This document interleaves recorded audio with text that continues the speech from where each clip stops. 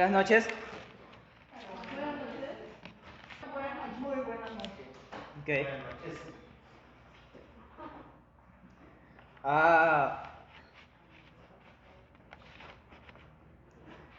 Venimos estudiando el tema acerca de las parábolas, ¿verdad? Sí, señor. ¿Recuerda la parábola anterior? Al menos el título. Sí, señor. La parábola de la higuera estéril. De la higuera estéril, ¿cierto? Sí, señor. ¿Qué aprendimos acerca de la higuera estéril? Que era estéril, que no daba nada. ¿Qué más? Que le dieron otra oportunidad, pero no se sabe si sí o si no. Que no se sabe si sí o si no. La cuestión es que él viene y si da fruto, bien. Bien, Y si no, la corta. Ya está el hacha sobre su. la corto. Sí. Entonces, vimos que hablaba acerca, en el contexto hablaba acerca de qué. Bueno, vayamos allá otra vez. Así que ubiquemos en Lucas, capítulo 13, ¿verdad? Estamos en el capítulo 13. ¿Qué versículo es? Desde el 6. 6 al 9. Ajá. Bueno, yo sé que con esto tenía un contexto que arranca desde el versículo 1 al versículo 5 y habían dos respuestas, ¿cierto?, acerca de unas noticias que le habían dado acerca de unos galileos que habían muerto con ciertas características. Y la respuesta de ello, de Jesús, de nuestro Señor Jesucristo, es: os digo, no, antes si no os arrepentís todos pereceréis igualmente. Entonces tenemos el tema que es el arrepentimiento. Si no hay fruto de arrepentimiento cuando vuelva, entonces, ¿qué pasará? Perecerá. La tenemos, ¿verdad? La tenemos. Así que pido que me ayuden en oración para iniciar con la siguiente parábola. Señor, me presento ante ti como simplemente, Señor, barro en tus manos. Tú eres el alfarero. Me he dado cuenta, Señor, que tú eres quien amoldea la vida de cada uno de nosotros, y en especial la mía. Tal vez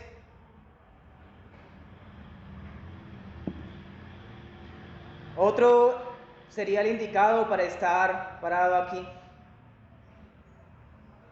pero tú has querido que en esta noche lleve el mensaje de tu palabra. Tú has querido que por medio de este hombre vil y pecador se exponga la perfección.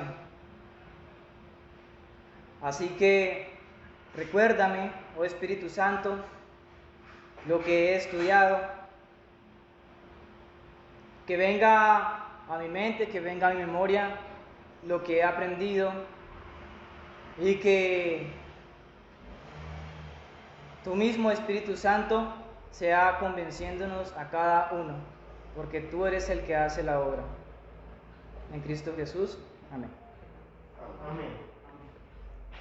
Amén.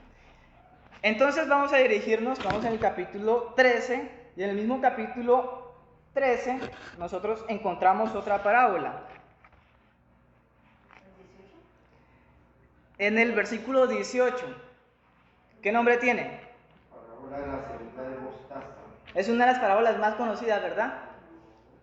Y de las claves. Señor, Y de las más claves. y de las más claves. Es una parábola muy, muy conocida, acompañada también con la del sembrador, que es muy conocida. Esta parábola es muy, muy, muy conocida.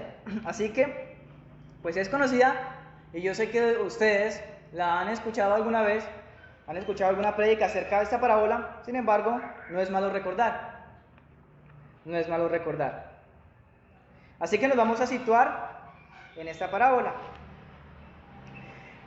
Arranca desde el versículo 18. Y dijo: ¿A qué es semejante el reino de Dios y con qué lo compararé?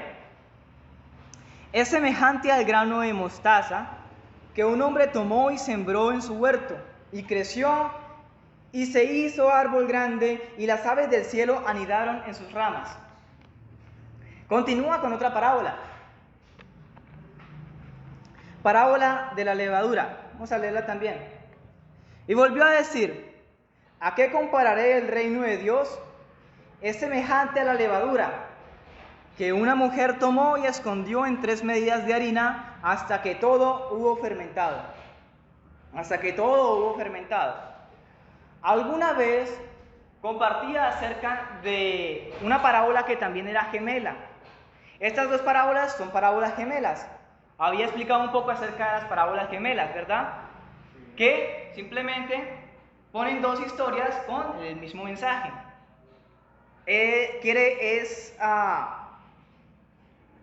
Dar otro ejemplo para que comprendan el mismo mensaje. Entonces, ¿recuerda qué parábola? Era una de las primeras. Vayamos por allá al capítulo 5 de Lucas y encontramos la parábola de la cual estoy hablando.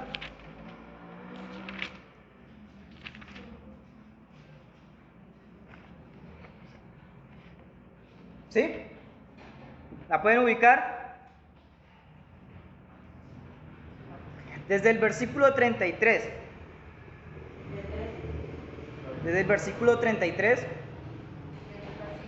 Ajá. Ahí comienza entonces, ellos le preguntaron por qué, ayer le dijeron por qué los discípulos de Juan ayunan muchas veces y hacen oraciones y asimismo los de los fariseos, pero los tuyos comen y beben. Él les dijo: ¿podéis acaso que los que están en boda ayunen entre tanto que el esposo está con ellos? Mas vendrá días cuando el esposo les será quitado, entonces aquellos días ayunarán. Y comienza entonces en el versículo 36. Les dijo también una parábola: nadie corta un pedazo de vestido nuevo y lo pone en un vestido viejo, pues si lo hace, no solamente rompe el nuevo, sino que el remiendo sacado de él no armoniza con el viejo. Y nadie echa vino nuevo en odres viejos. De otra manera, el vino nuevo romperá los odres y se derramará y los odres se perderán. Mas el vino nuevo en odres nuevos, se ha de echar, y lo uno y lo otro se conserva. Y ninguno que beba del añejo quiere luego el nuevo, porque dice: el añejo es mejor. Esta parábola, ¿cómo se llama? ¿Cómo la titulábamos? De los odres, el vino nuevo con el odre nuevo. Odre nuevo, vino nuevo. ¿Y recuerda acerca de qué trata esta parábola? ¿Qué era lo viejo y qué era lo nuevo? Lo viejo es pues la vieja manera de vivir, el viejo hombre. Sí. Y lo nuevo es la nueva creación en Cristo. Exacto. Lo viejo es todo aquello que hacíamos cuando, Cristo todavía no nos había llamado. Estábamos simplemente caminando, sin algún rumbo, sin algún sentido. Aquí la parábola, vemos que hay dos parábolas dentro de un mismo mensaje. Y el primero es cortar un vestido nuevo y ponerlo en un vestido viejo. Cortar un pedazo de un vestido nuevo y ponerlo en un vestido viejo. No armoniza para nada. De igual manera, mirábamos que echar el vino nuevo en odres viejos, ¿qué pasaba? Rompía el odre. Creo que también lo proyectábamos. Rompía el odre. Y lo explicábamos un poco. En el contexto miramos que los fariseos y algunos escribas estaban pegados acerca de las tradiciones y ese viejo hombre. ¿Y qué pasaba? Pues no armonizaba, no quedaba eso con el evangelio. Y entonces ahí contrastaba mucho y no permitía que lo uno estuviera en lo otro. Entonces ese es el mensaje. ¿Por qué habla acerca de las parábolas gemelas? Porque en este caso tenemos una parábola gemela. Entonces, volvamos por favor a Lucas capítulo 13. capítulo 3. Como bien se puede mirar, en el mismo mensaje del capítulo 13, en la parábola, dice: ¿a qué es semejante el reino de Dios y con qué lo compararé? Así que vamos a tocar este tema del reino de Dios, porque es acerca de lo que la parábola está hablando. Primero, hagámonos una idea de lo que es un reino. Primero, una idea terrenal de lo que es un reino. ¿Qué hay en un reino? ¿Qué hay en un reino? Si dice que hay un reino, Hay un rey. hay un rey, ¿verdad? Hay un rey. ¿Y qué más hay? súbditos, Hay súbditos. Bueno, población, habrá, sí, terreno. será distribuido de muchas maneras. Pero la cuestión es que hay un rey, hay una población que sirve a ese rey, hay un terreno que también pertenece a ese rey. Y a eso nosotros le conocemos como un reinado. En nuestra mente viene, por ejemplo, todavía existen reinados, ¿sí? Todavía existe lo que es la monarquía. Entonces, se nos viene el caso, por ejemplo, de Inglaterra, con la reina Isabel II. Eso es un claro ejemplo. Hay muchos países que hacen parte de ese reino. Así que vemos que hay una población bajo la directriz de lo que es la reina Isabela, y vemos también que tiene un espacio, tiene un rango grande, y sobre ese espacio ella gobierna. Entonces vemos que es claro lo que quiere decir con el reino, con el reinado. De igual manera se aplica para el reino de Dios. Hay un rey. ¿Sí? ¿Quién es? Dios. Y también hay una población. ¿Quién es esa población? Nosotros. Así que si nosotros hablamos del reino de Dios, ¿estamos hablando de nosotros?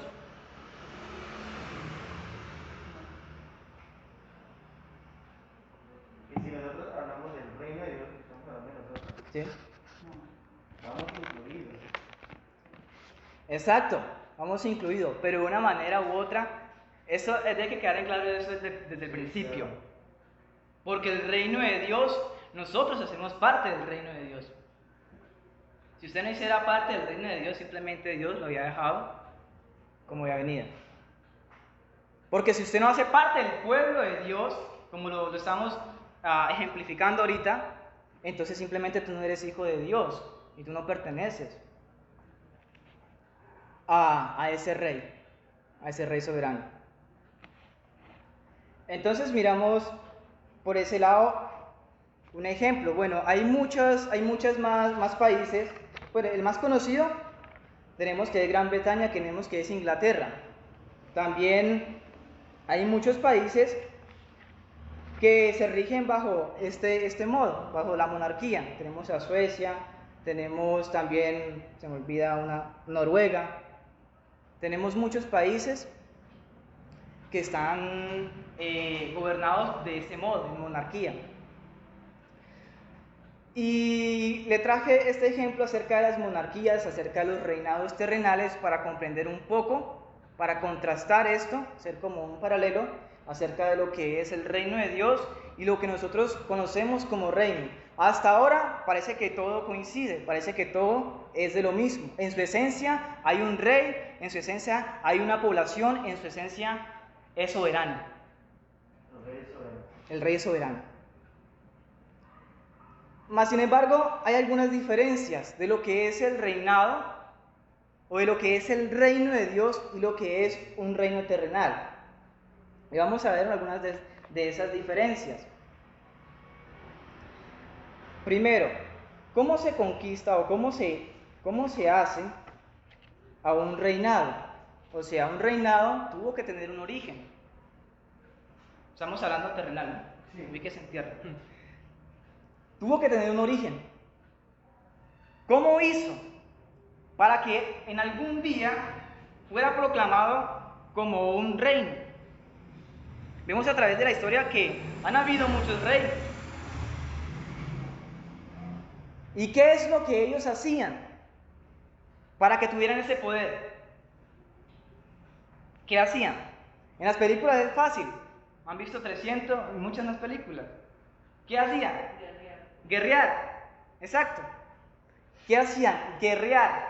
Ellos iban y conquistaban y mataban y saqueaban y hacían todo por quedarse con esas tierras y por quedarse con ese dominio. Entonces vemos primeramente y que es algo como un común denominador de todo reinado, que en alguna vez ellos tuvieron que batallar, ellos tuvieron que pelear, tuvieron que matar a un resto de personas para que entonces se estableciera como un reino. Segundo, ¿qué se puede decir? Otra forma de reinar, de que se gane un reinado o que se gane un poder grande, es acerca en la compra de territorios.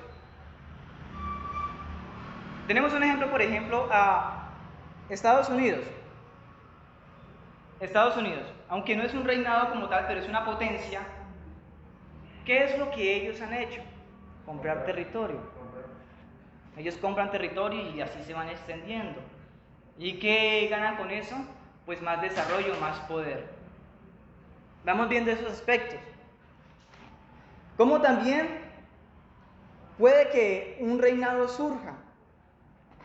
Puede también ser por habilidad de ciertos hombres. En la guerra hemos visto que han habido hombres ingeniosos, muy estrategas, y han aportado grandemente para que surjan reinados, para que surjan reinos. Entonces miramos tres aspectos humanos por los cuales un reino puede ser establecido. ¿Sí? O eres un estratega tremendo, o de pronto tienes mucha plata y puedes comprar mucho, o de pronto te preparas y vas para la batalla y ganas y conquistas y te quedas con ese territorio. Ahora, ¿cuál de esos tres utilizó Dios?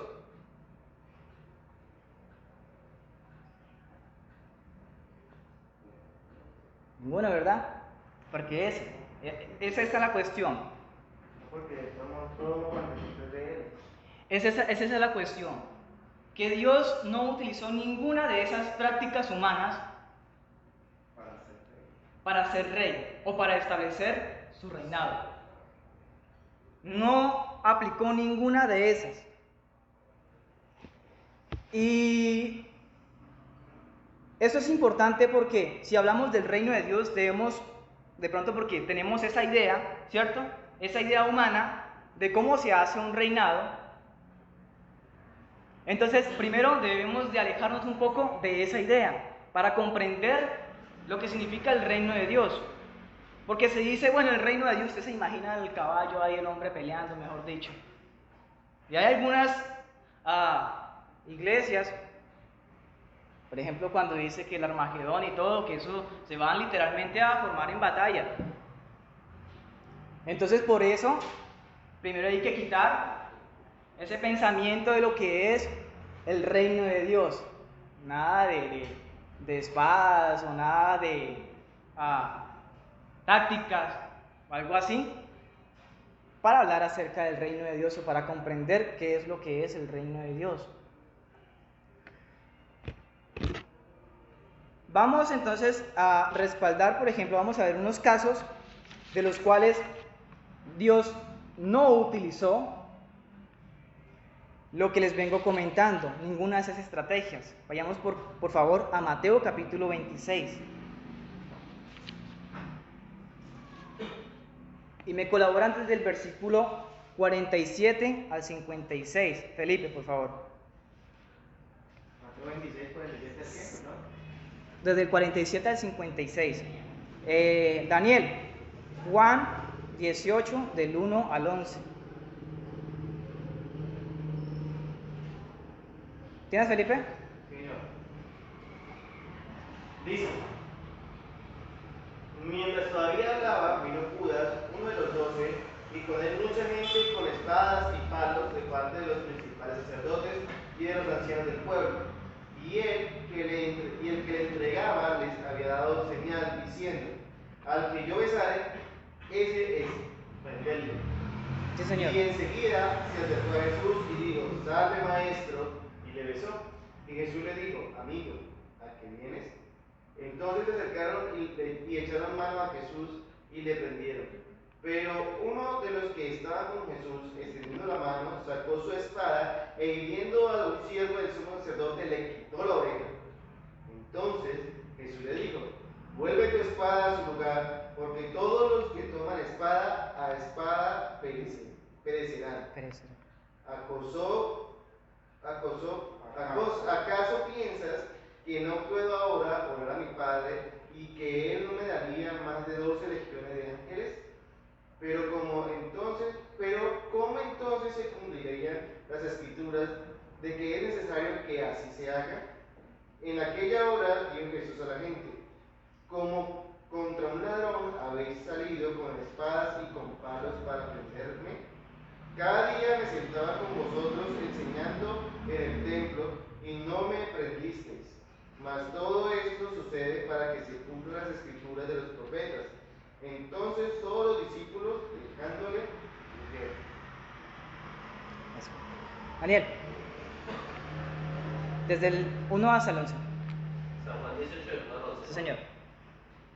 Después de que Jesús terminó de orar, fue con sus discípulos a un jardín que estaba junto al arroyo de Cedrón.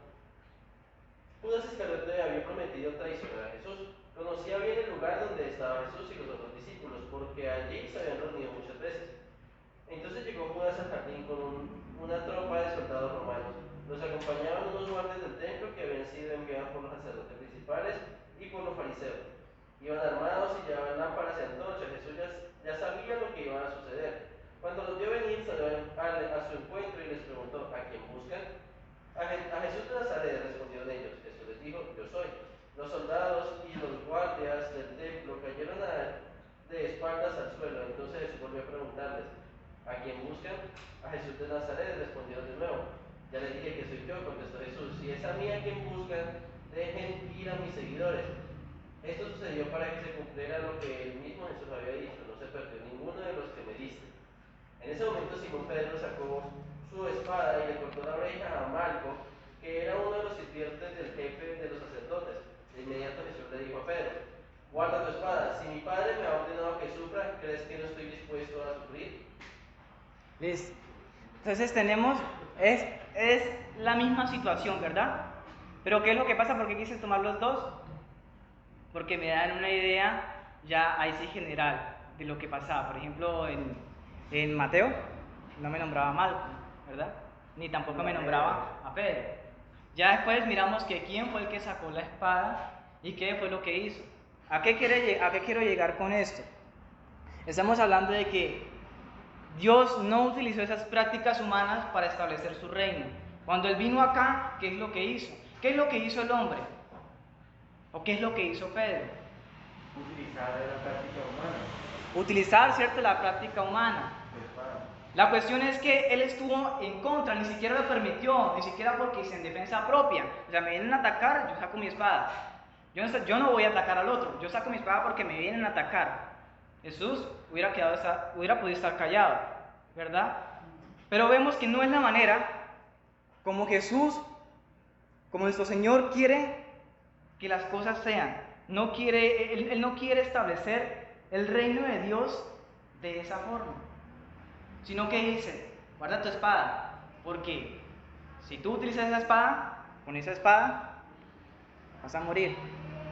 Al que hierro mata, al hierro muere. Un refrán. Entonces vemos la primera. En el segundo sentido que miramos es acerca de la extensión, acerca de extensión de dominio, ¿verdad? Para ver si de pronto Jesús venía a comprar mucha tierra. Y cuando Él compraba toda esa tierra, entonces los que estaban dentro de esa tierra podían ser salvos, o alguna cosa por el estilo. Pero vamos a ver si eso fue lo que hizo nuestro Señor. Vayamos a Mateo capítulo 8, versículo 18 al 20. Mateo 8. 18 al 20. Natalia, ¿lo tienes? Mateo 8. Sí, señora. Mateo 8. 18, 20.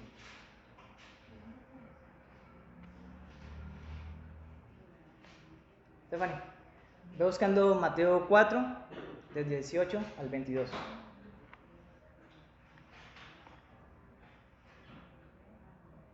Cuando Jesús vio a la multitud que lo rodeaba, dio instrucciones a sus discípulos de que cruzaran al otro lado del lago. Entonces, uno de los maestros de la ley religiosa le dijo: Maestro, te seguiré donde quiera que vayas. Jesús le respondió: Los zorros tienen cuevas donde vivir y los pájaros tienen nidos, pero el Hijo del Hombre no tiene ni siquiera un lugar donde recostar la cabeza. O sea, literal, Jesús no tenía ni dónde recostar su cabeza.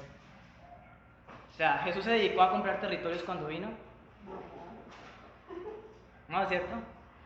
O sea, eso es chistoso, pero esas ideas debe que sacárnoslas de nosotros de nuestra mente para poder así comprender un poco mejor acerca de lo que es el reino de Dios. No es acerca de batallas así, no es acerca de espada, no es acerca de comprar extensiones ni dominio, ni acerca de posesiones, exacto. También lo vimos en una parábola. Ahorita. Mateo 4, Sí, el 18 al 22. de 18 al 22.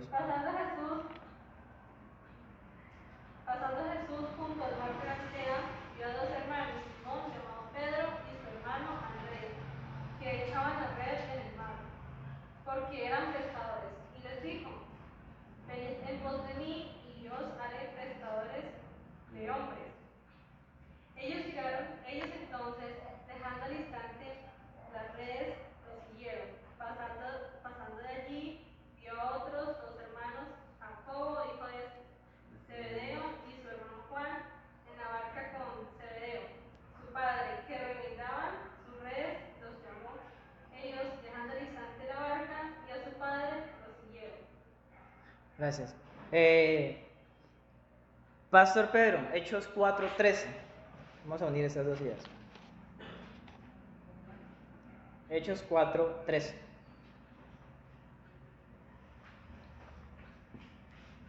Hechos 4.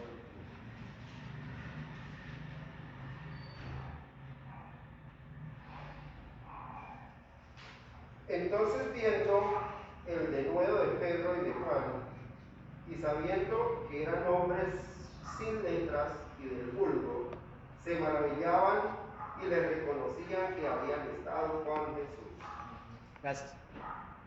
El tercer statement que nos habíamos tocado era acerca de pronto si habían estrategas, ¿cierto? De estrategas para que ese reino pudiera prosperar. Entonces, primero miramos en el pasaje que leyó Stephanie acerca de la elección, ¿cierto? Cuando Jesús llama a sus discípulos. Y aquí habían, ¿quiénes estaban? Los pescadores. Los dos pescadores. ¿Quiénes eran? ¿Quiénes eran los dos? Pedro, Andrés, Juan y Santiago. Entonces aquí menciona Pedro y Juan y Santiago. La cuestión es que ellos eran El vulgo. del vulgo, o sea, O Juan- algún medio como ellos se cuando se dice del vulgo, piense usted acerca cuando le dicen ustedes del montón. Ustedes del montón. O sea, es como si usted se parara allá bien alto, digamos, en un estadio y mirara abajo del estadio un poconón de gente, ¿verdad? Pero usted de tanta gente que dice eso es vulgo, gente del montón. No tenía importancia en sí. O sea, pescadores. Usted se imagina un pescador, es que ni en la actualidad, es que el pescador siempre ha sido gente del vulgo.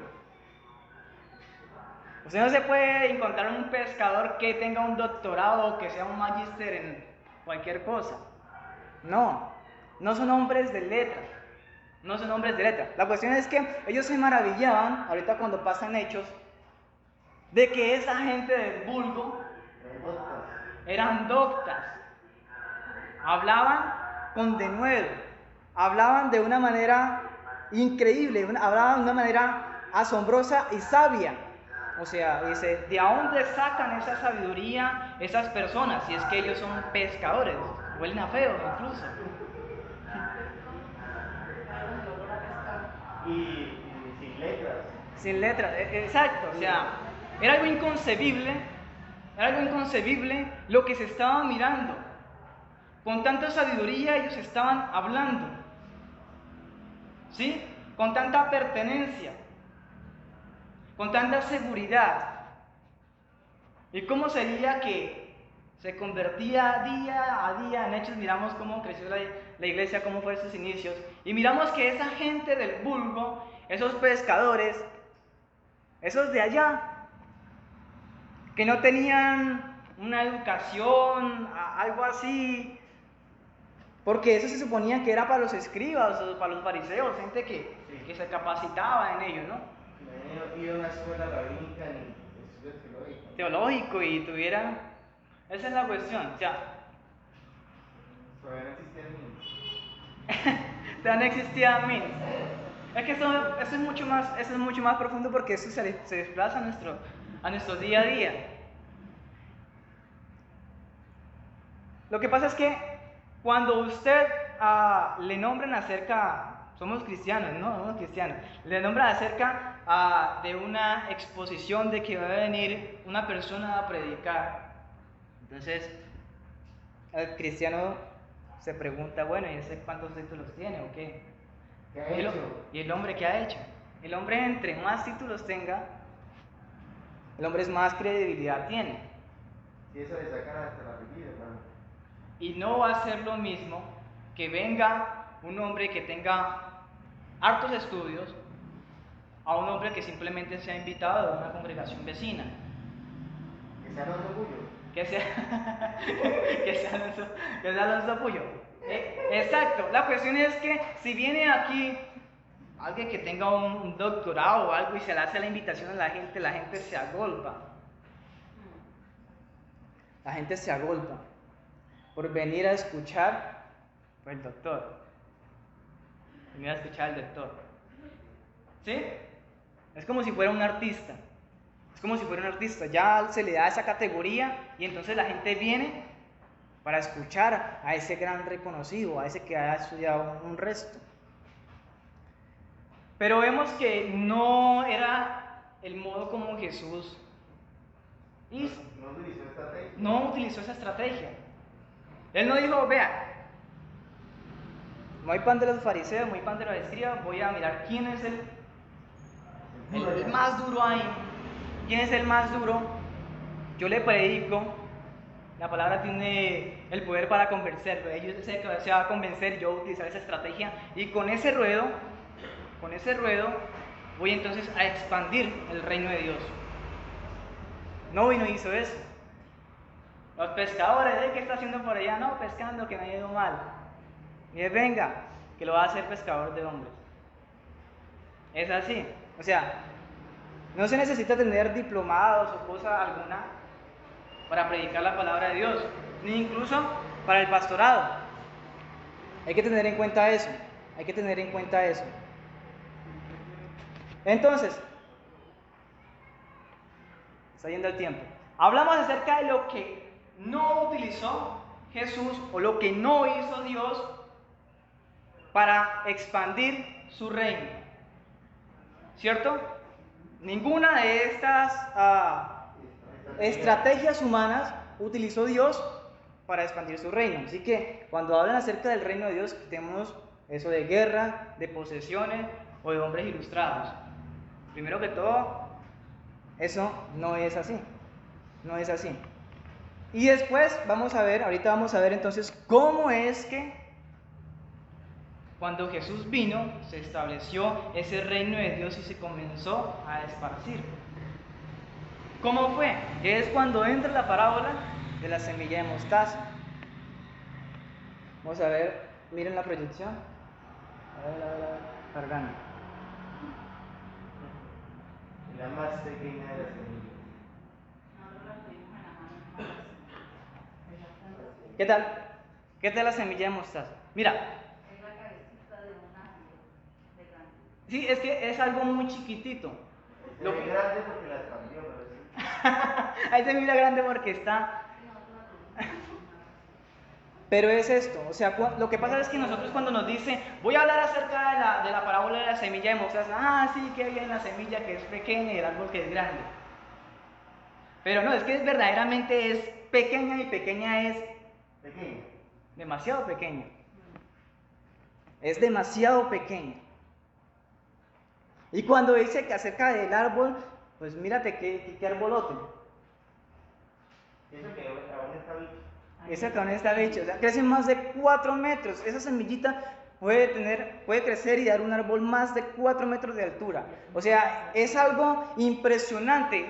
Lo que hace resaltar aquí es lo impresionante que es el reino de Dios. ¿Cómo crece el reino de Dios? Es impresionante. Es algo impresionante. Y por eso es que, bueno, Jesús, Dios, en toda su sabiduría, no colocaba cualquier ejemplo. Miramos que era muy puntual. Y utilizó este ejemplo, utilizó esta parábola para hacernos saber de cómo es que el reino de Dios crece. O sea, ¿en qué proporción? ¿En qué proporción? Jesús vino en su inicio, ¿verdad? Predicando acerca del reino de Dios.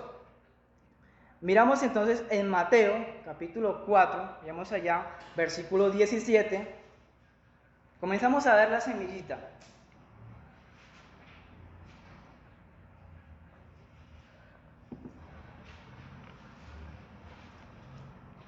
¿Qué dice Mateo 4, versículo 17? Desde entonces comenzó Jesús a predicar y a decir, arrepentidos porque el reino de los cielos se ha acercado. Ahí comienza, ¿cierto? Ese es el comienzo del ministerio de Jesús. Ahí comenzó esa semillita. Ahorita, por favor, ahí cerquitica tenemos a Lucas 9, desde el versículo 1 al 6. Capítulo 9, versículo del 1 al 6. Sí, señora, Lucas. Mira, habiendo reunido a sus 12 discípulos, les dio poder y autoridad sobre todos los demonios y para sanar enfermedades. Y los envió a predicar el reino de Dios y a sanar a los enfermos. Y les dijo, no toméis nada para el camino, ni bordón, ni alforja, ni pan, ni dinero, ni llevéis 2 túnicas. Y en cualquier casa donde entréis, quedad allí y de allí salid. Y a donde quiera que no os recibiereis, salid de aquella ciudad y sacudid el polvo de vuestros pies en testimonio contra ellos. Y saliendo pasaban por todas las aldeas anunciando el evangelio y sanando por todas las partes.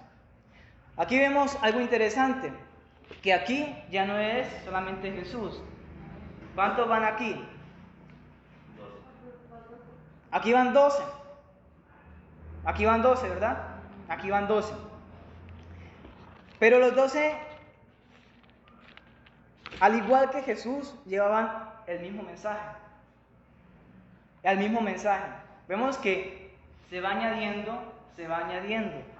Vamos a mirar entonces más adelantico en Hechos, capítulo 2, versículo 41 al 42.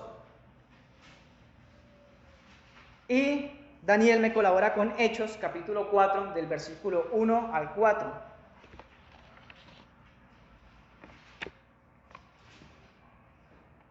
Dice Hechos 2:41-42. Así que los que recibieron su palabra fueron bautizados y se añadieron aquel día como 3,000 personas y perseveraban en la doctrina de los apóstoles, en la comunión unos con otros y en el partimiento del pan y en las oraciones. Y en las oraciones. ¿Aquí eran cuántos? Ya 3,000. Ya eran 3,000. Bueno, aunque Lucas nos menciona que primero envió a 12, después también miramos que envió a cuántos? a 70. A 70. Miremoslo rápidamente en Lucas capítulo 10, versículos del 1 al 2. Después de esas cosas designó el Señor también a otros 70, a quienes envió de dos en dos delante de toda ciudad y lugar donde él había de ir. Y le decía: la mies es mucha, mas los obreros pocos. Por tanto, rogad al Señor de la mies que envíe obrero a sus mies. ¿Qué es mies? ¿Señor? Pues sí, la palabra, pero literalmente mies significa el cultivo. El cultivo. O sea, el cultivo es bien grande, pero hay pocos que van a trabajar. Miramos entonces, 1, 12, 70, ¿cuántos? 3.000. Ahorita vamos en Hechos 4, del 1 al 4. Pedro y Juan estaban hablando todavía con la gente cuando se acercaron algunos sacerdotes y saduceos y el jefe de los guardias del templo, que estaban muy enojados porque Pedro y Juan enseñaban que los muertos podían resucitar, así como Jesús había resucitado. Entonces apresaron a Pedro y a Juan, pero como ya estaban anocheciendo, los encerraron en la cárcel hasta el día siguiente. Hasta el día siguiente. ¿Del 1 al 4? Sin embargo, al escuchar el mensaje que daban los apóstoles, muchos creyeron en Jesús. Ese mismo día, el grupo de los seguidores de Jesús llegó como a 5.000 personas. Como a 5.000. Entonces aquí vemos ya de 3.000 a 5.000. Es simplemente una pequeña línea de tiempo acerca de cómo va creciendo el reino de Dios. Y cómo todo parte de una semilla. De una semilla que es chiquitita, que es bien pequeña. Mira, la predicación en su esencia no es la gran cosa. Usted puede venir a pararse acá, yo puedo venirme a pararme acá, yo puedo hablar acerca de Dios. La cuestión es que es chiquito, no es la gran cosa, como para yo predico algo así, no es la gran cosa.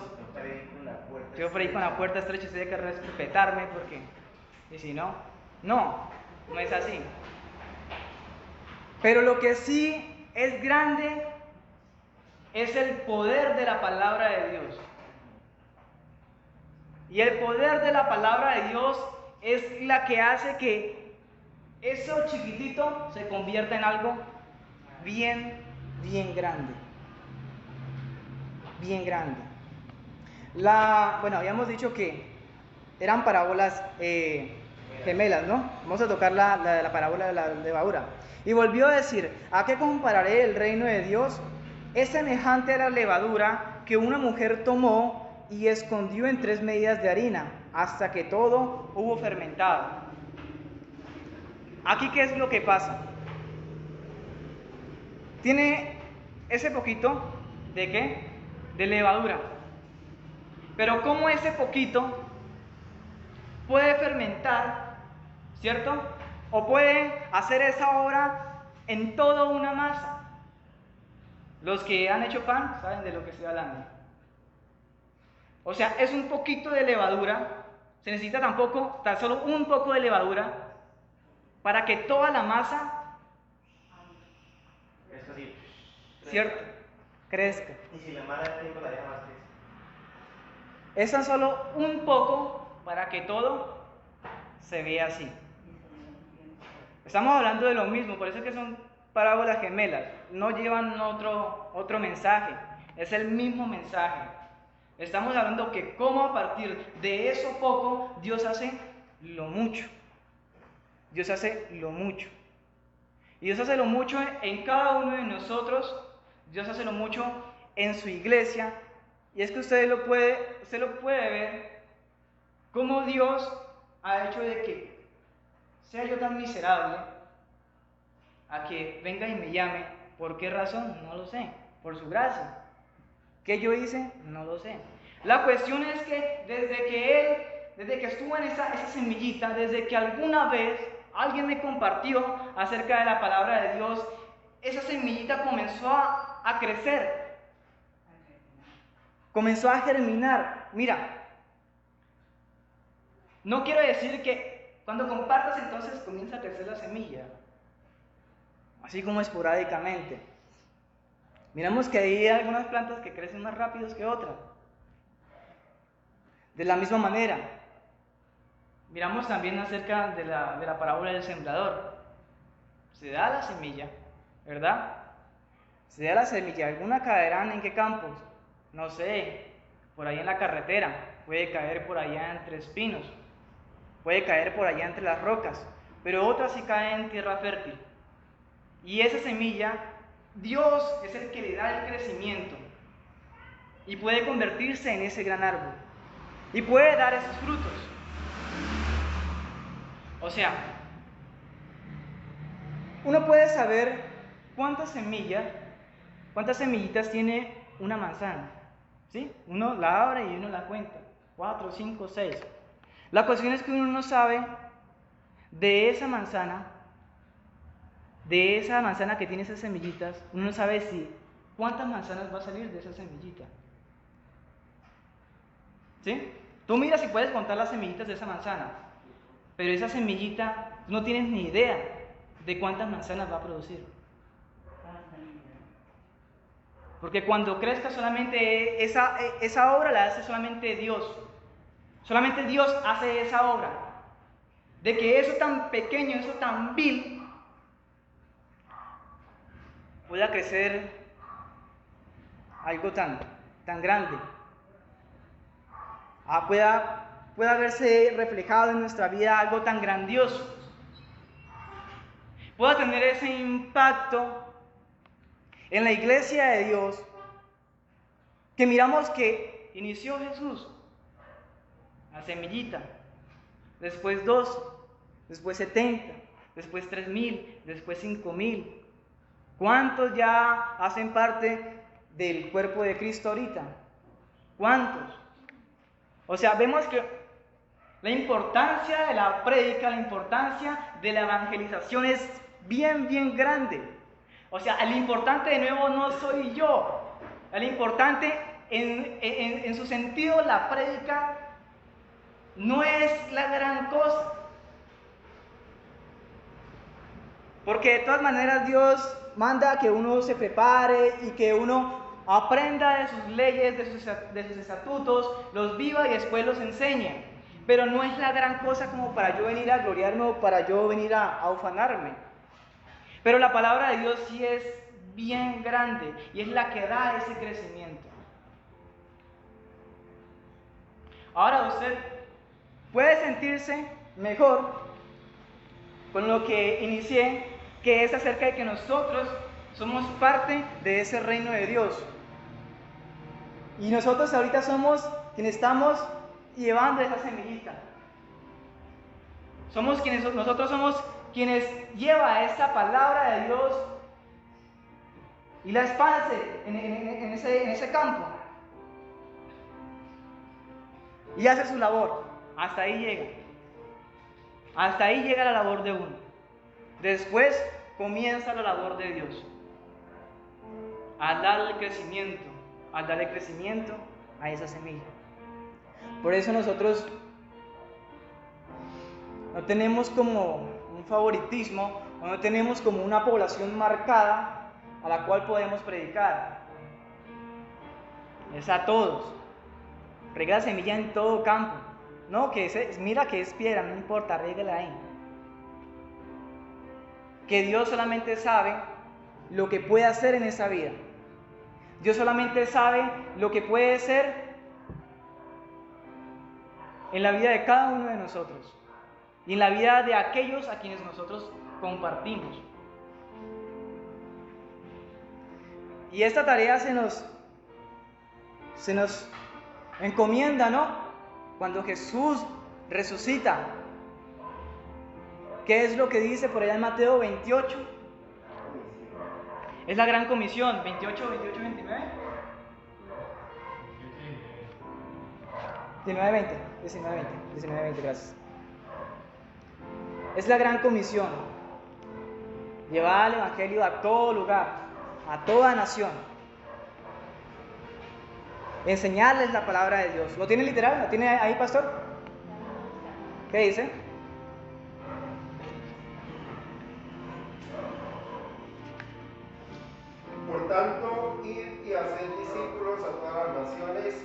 bautizándolos en el nombre del Padre, y del Hijo, y del Espíritu Santo, enseñándoles que guarden todas las cosas que os he mandado, y aquí yo estoy con vosotros todos los días hasta el fin del mundo. Amén. Amén. A eso estamos mandados. ¿Hasta cuándo? Hasta que Jesús, nuestro Señor, regrese. Hasta el fin del mundo. Hasta el fin del mundo. Hasta el fin del mundo. Y esa labor Dios la estipuló a nosotros, y esa labor continúa hasta que Él regrese, hasta el fin del mundo. Y eso es lo que se ve en las congregaciones. Y eso de pronto es un punto importante, porque la gente dice, la gente no puede entender, la gente de afuera no puede entender acerca de la predicación, ¿verdad? Dice, está bien, yo tengo mi idea de Dios. Yo alguna vez he leído de las Escrituras. Incluso hay algunos que la leen constantemente. Y son buenos oidores. Pero Dios demanda más de que seamos buenos oidores. Él nos encomienda de que nosotros también seamos aquellos trabajadores, aquellos obreros que vayan a trabajar en la mies o en ese cultivo que son las personas. Y a eso somos encomendados, para eso estamos nosotros acá. O sea, es bien grande lo que es la palabra de Dios por medio de la predicación. Sí, por medio de la predicación, claro que sí. Por medio de la predicación. Terminamos con Lucas capítulo 12, versículo 32.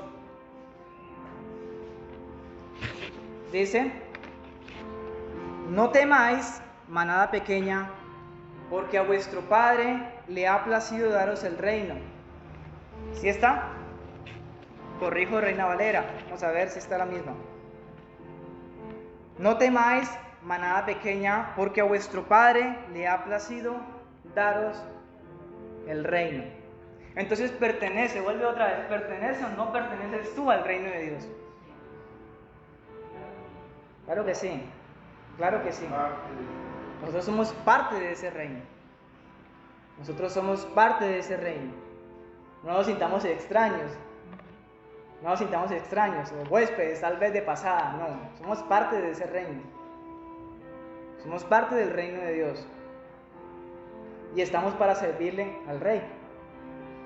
Y el rey dice que hay que predicar. El rey dice que hay que llevar esa semilla. El rey no dice en qué campos, a qué personas, no. El rey no dice a este sí o a este no, no, a todos. El rey nos manda a eso, a predicar las buenas nuevas, como siempre han sido. Gracias te damos, Padre Celestial,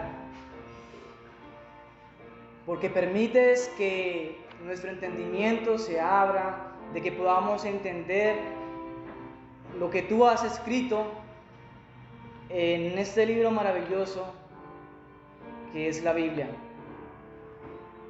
Gracias porque cada día tú nos enseñas